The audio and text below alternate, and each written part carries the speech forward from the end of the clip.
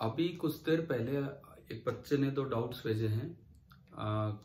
Class +1 जो मैंने आपको सीपीपी नंबर 3 दिया था उसमें क्वेश्चन नंबर 9 और 10 में एक बच्चे को प्रॉब्लम है, तो मैं एक बार ना वो डिस्कस कर देता हूँ।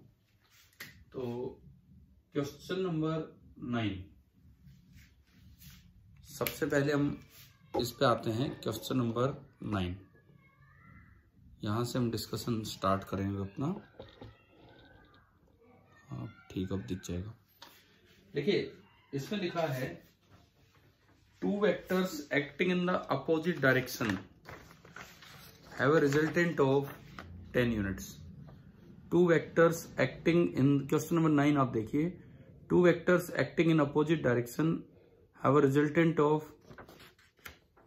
10 units. यानी कि आपको बोला गया है कि 2 वेक्टर जब अपोजिट डायरेक्शन में लग रहे हैं, मान लो एक का मैग्नीट्यूड A है और एक का B है, तो इस वक्त जो रिजल्टेंट आ रहा है दैट इज 10। अब हमने पढ़ रखा है कि अपोजिट डायरेक्शन में जब 2 वेक्टर लगते हैं तो बड़े में से छोटा घटा दो, ये आपका रिजल्टेंट का मैग्नीट्यूड होता है। इक्वेशन नंबर 1 हमारा ये है।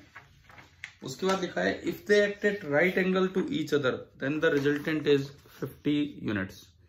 If they act at right angle to each other, then the resultant is 50 units. Means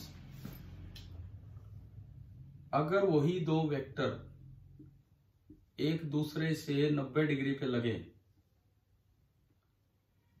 तो अब जो उनका रिजल्टेंट है मैं R डैश बोल देता हूं, और R डैश आपको 50 दिया गया है।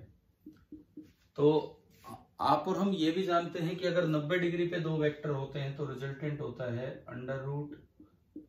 √A² + B² that is 50, और you can say A² + B² is 2500। आपको ना ये 2 जानकारियां दे रखी हैं। अब इसमें कहा है calculate the magnitude of 2 vectors. आपको A और B निकालना है। आपको इन 2 इक्वेशंस को सोल्व करके ना A और B निकालना है। तो simply 2 equation 2 variable from equation 1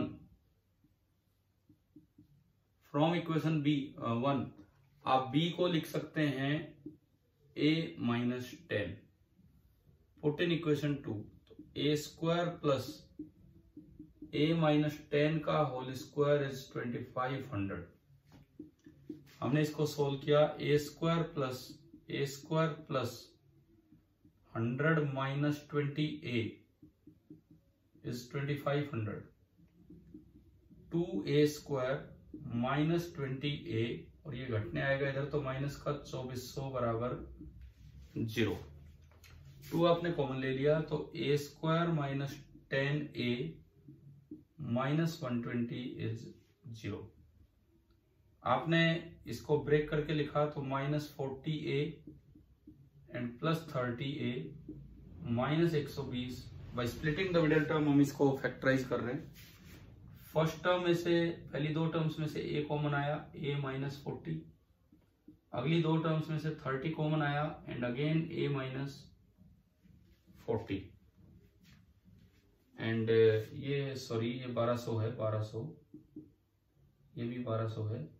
हाँ, अब ये बनेगा इज इक्वल टू 0। अब इन दोनों में से आप अगर देखते हो तो A - 40 कॉमन आ रहा है।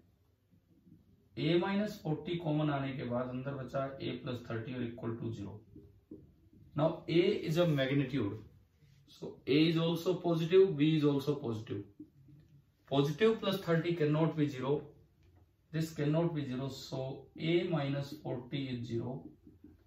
And we are getting A equal to 40 units। एक मैग्नीट्यूड आ गया 40।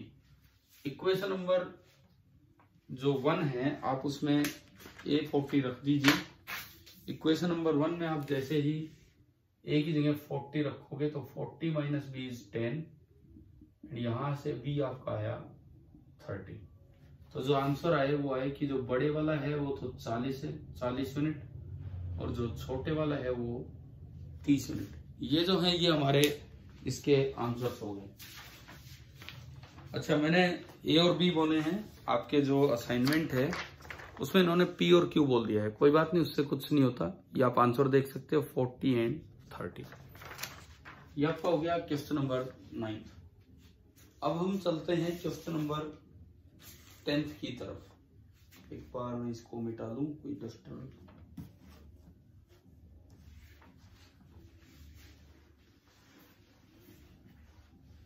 क्वेश्चन नंबर 10 देखेंगे हम इसके बाद।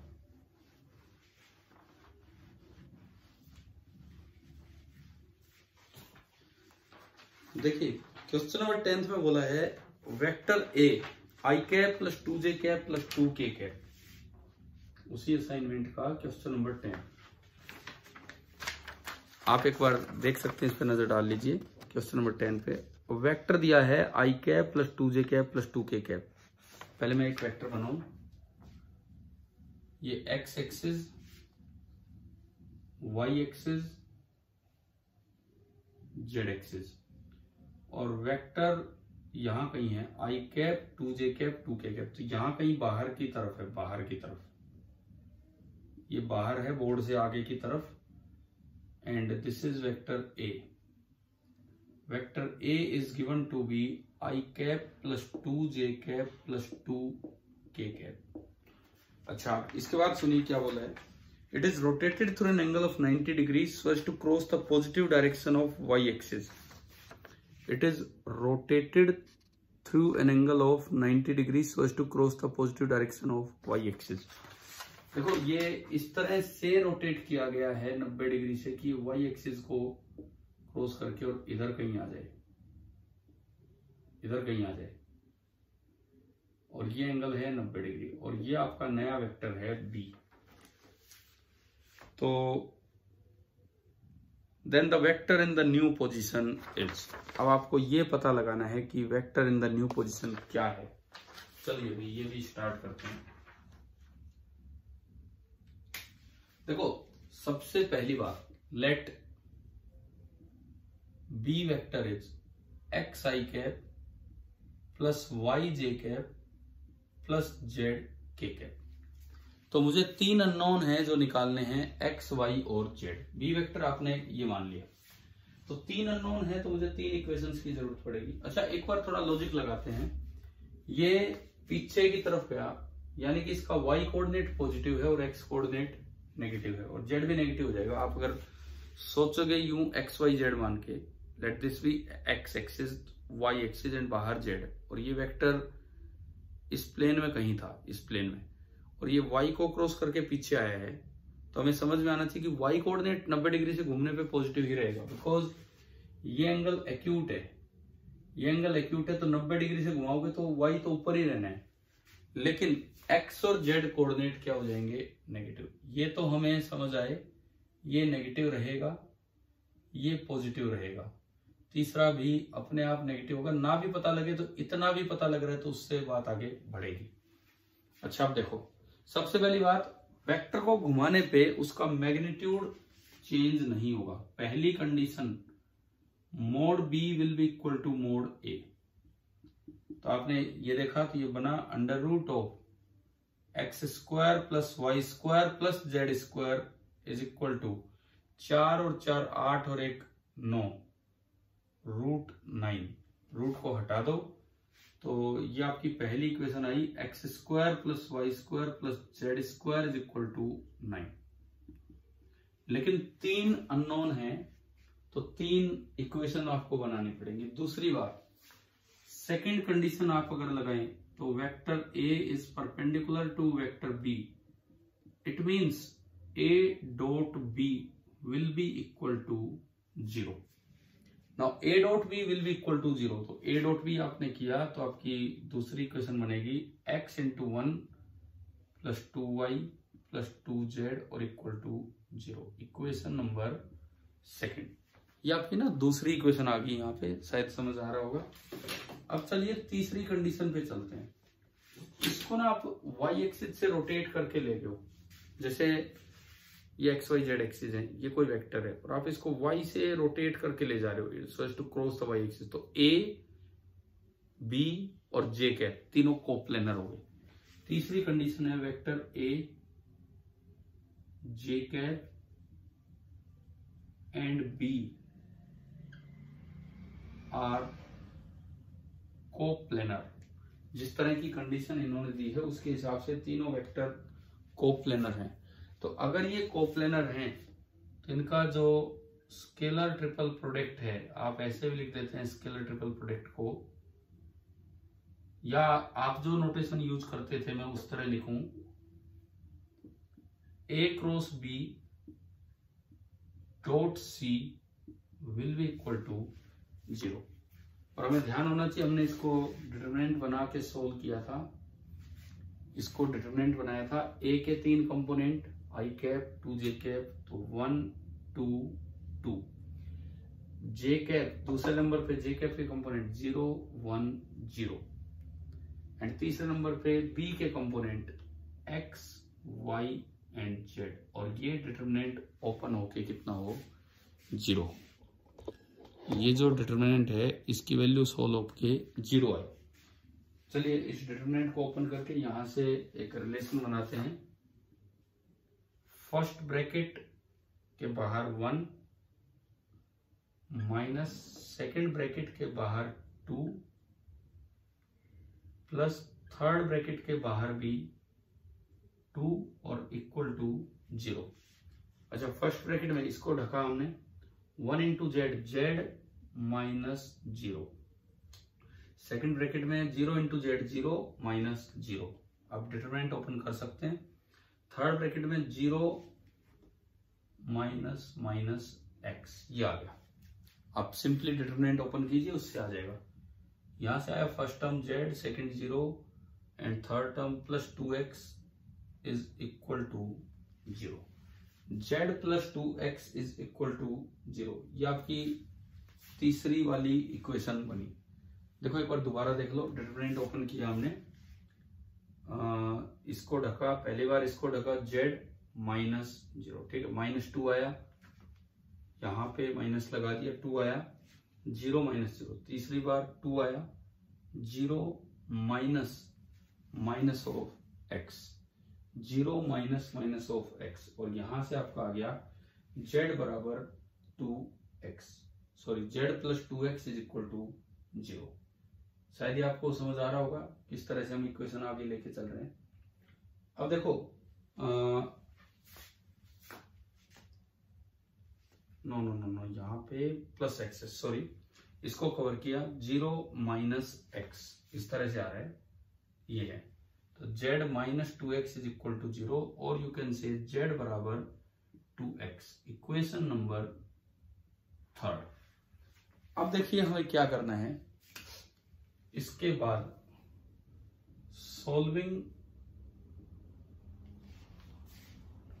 Equations 1 2 and 3। इक्वेशन नंबर 3 में दे रखा है z बराबर 2x। आप इसको 2 में पुट कीजिए, इस 3 को 2 में पुट कीजिए, तो x plus 2y plus z की जगह 2x रखोगे तो 4x इज इक्वल टू 0। तो 2y is equal to minus 5x, और y आ गया माइनस 5x बाई 2। z आ गया 2x, y आ गया minus 5x by 2। Put in equation 1, put in equation number 1। Equation 1 में, इक्वेशन 1 ये है, x square plus Y square plus Z square equal to 9, x square plus y की जगह ये plus Z की जगह ये, और इक्वल टू 9। आपने इसको सोल्व किया, एक्स स्क्वायर कॉमन लिया, 1 plus 25 by 4 plus 4 is equal to 9। 4 LCM लेके उधर भेज दिया 36 बना के, और ये आएगा 4 और 1 5, 5 4 20, 45 आ रहा है। 45 x square is 36, x square is 36 by 45, x square is 36 by 45। तो यहां से x आया प्लस माइनस 6 अपॉन रूट 45, √45 को आप 9 गुणा 5 लिख सकते हो, 9 में से 3 बाहर आएगा, इट इज ±2/√5। अब इनमें से एक वैल्यू आपको अपनी इमेजिनेशन से निकालनी होगी।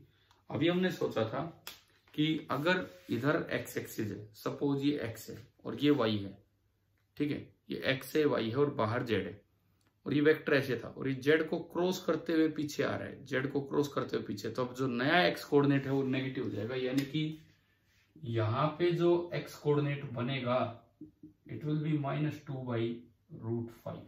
ये आपका आंसर है।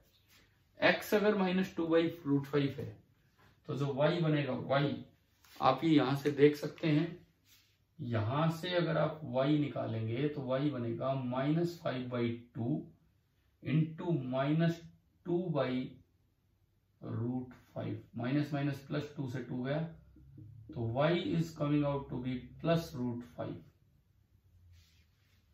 x आ गया -2/√5, y आ गया +√5 और z होगा 2x, तो इसी के सामने लिख दूं z होगा -4/√5। तो ओवरऑल आंसर जो आपका बना बी वेक्टर जो मुझे चाहिए x i cap, x is -2/√5 i cap plus y j cap, y is √5 j cap and z k cap, z is -4/√5 of k cap. ये आपके आंसर्स हो गए हैं। आपको मैं एक बार दिखा देता हूं, इसमें यही आपका आंसर हो मिलेगा आपको। आप ये देखिए ऑप्शन ए आंसर लिखा हुआ है और यही आपका आ गया है। तो ये एक अच्छा सवाल था जो इसमें हमने समझा है। शायद प्रिंस नाम के बच्चे ने ये डाउट्स भेजे थे दोनों, और अभी थोड़ी देर पहले ही भेजे हैं, मैंने देखा और मैंने आपके लिए सॉल्व किया। आप इसे समझने की कोशिश करना। Thank you.